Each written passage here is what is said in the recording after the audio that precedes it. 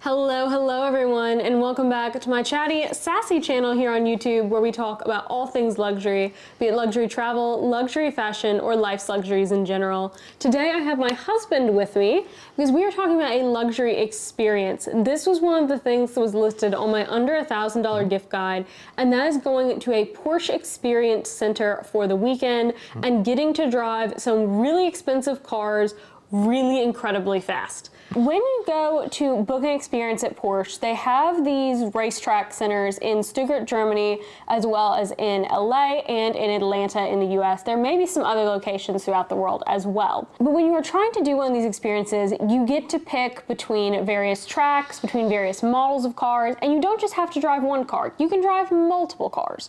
And he ended up choosing to do the GT4 and the GT3 for 45 minutes each on the West track. So I'm going to be asking him all sorts of questions and letting him tell us all about the experience that he got to have.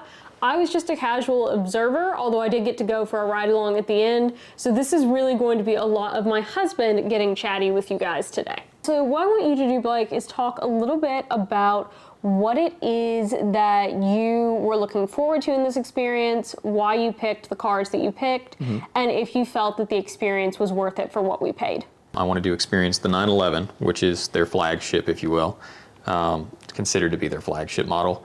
That's a rear engine model, and again, the 718 Cayman, which is what we drove before, the mid-engine that I liked that was so nimble. GT3 is the 911. That's the high-performance version of that one. The GT4 is the high-performance model of the 718.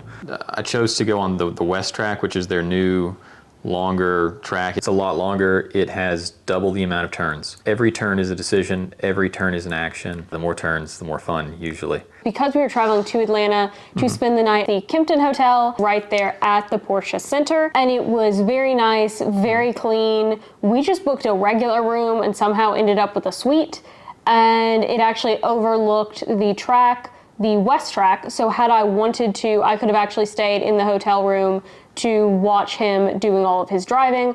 I chose to go down to the track. If you are just viewing and not driving, there are viewing spots for you where you're able to video and take pictures of your friend, your spouse, your family member doing the Porsche experience. You have more to do than just driving around a track. There is a museum there with a lot of various models of Porsches that you get to see. It talks a little bit about the history. They have one of the tractors there. And they also have racing simulators if you choose to do that. They have a cafe and a restaurant. They have a little shop. And so there are things that you can do either before your experience or after, or potentially while you're waiting on your loved one to drive. And I want you to talk us through sort of what the process was when it was time to actually do the driving experience itself from your perspective as the driver. Sure. I'm going to call the person that you're paired with a coach, because to me, and in my specific experience, that was the closest thing I think I can sort of attribute them to acting like. You sort of get to know each other for a few minutes, which is nice. You don't just want to be in a car with a stranger. They ask about your driving experience, what you're used to driving on a day-to-day basis, if you've had any track experience before, that kind of thing. After that, you look at an overhead view of the track, and he goes through with you what you're going to do where in detail, minute detail. He says you're going to, turn aggressively here, you're going to brake aggressively here, you're going to brake easy here, we're going to slide into this, you're going to take this corner in this fashion. They get pretty fine detailed. And of course, they mark out and make sure to note a few of the elements. For instance, the low traction sort of ice hill. They have polished concrete in 400, 800, and 1200 grit with a waterfall flowing down, and you can imagine how slick that is. That's pretty well worse than ice, almost. They call it the ice hill. They do. And it's tremendous fun, but they know, this is here. They have a carousel, which is reminiscent of the Nürburgring. It's great.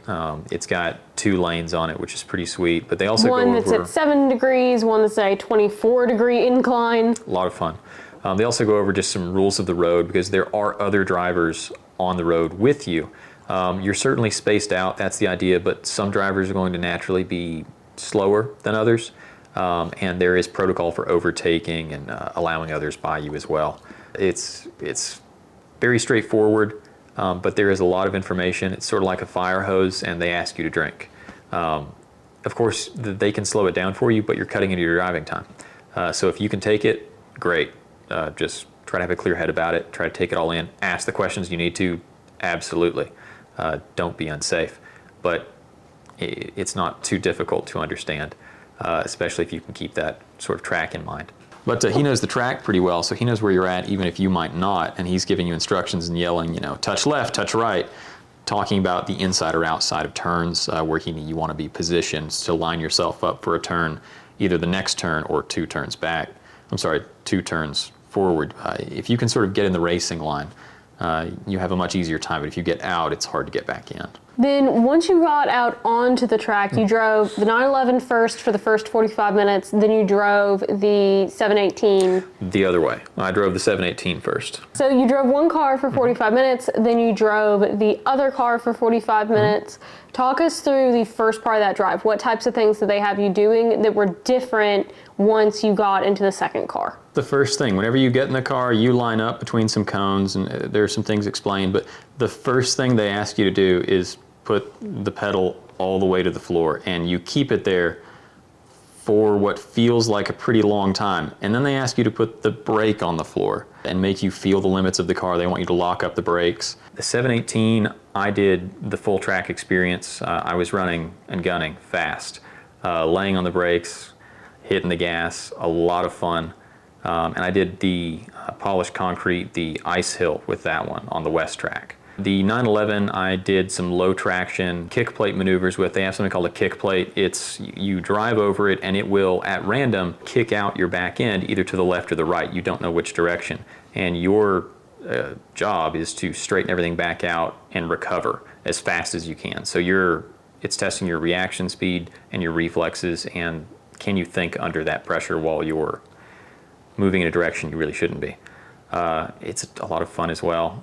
It's good training. Porsches, they come alive on the track. My big difficulty the whole time was I felt like I was abusing the machine. And I came to realize I wasn't. The car wanted more. It wanted to give a lot, and it wanted me to ask a lot. And I'm not used to that whatsoever. I drive a Jeep Wrangler, a 4-door every day. Porsche, they have engineered it and built it with that in mind.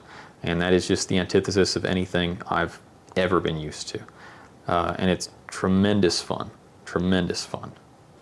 So do you think that you made the right choice going with 2 cars for this experience? And if you were to do it again, what would you do different as a first-time experience and as a second-time experience? For me, 2 cars was the correct thing to do. It's what I wanted to do. And I had some goals going in that I wanted to reach, and that was going to take 2 cars. And I did. It was great. I got out what I wanted and more. If I were to do it over, I wouldn't do it any different. If I were to do it again, I would just focus down on 1 car, because I was just getting my legs underneath me with 1 car whenever we switched over to another that drove totally differently. What car would you then drive if we went and did it a second time? Oh, that's so hard. Are you asking like, what crazy car would I pick? What crazy car? Oh, what crazy? Probably the Dakar. It's called the Dakar for the Dakar road race. They were going to Dakar, Africa. But the Dakar is just raised. It's the Porsche you don't have to worry about curbs with, and they only made, I believe, 2,500 of them. And I believe 1 or 2 are in Atlanta for you to do the experience and drive. So were your expectations met for what you were wanting to get out of the weekend? It was actually more than it was cut out to be.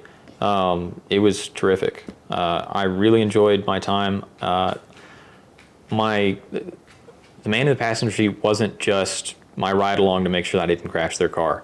He was coaching me and helping me be a better track driver. So one of the things I thought about doing for your birthday instead of this experience was actually renting you a Porsche through Porsche for the weekend. Do you wish that we had done that instead so that you would have had the car to play around with for a couple of days? Or are you glad that we went with the track experience instead? Tooling around in a Porsche would have been fun, but that's the difference between, I guess, just going places in style and really having a sporting sort of outing. It's sort of like you could have gotten me tickets to a baseball game, but instead you put me on the team for a weekend.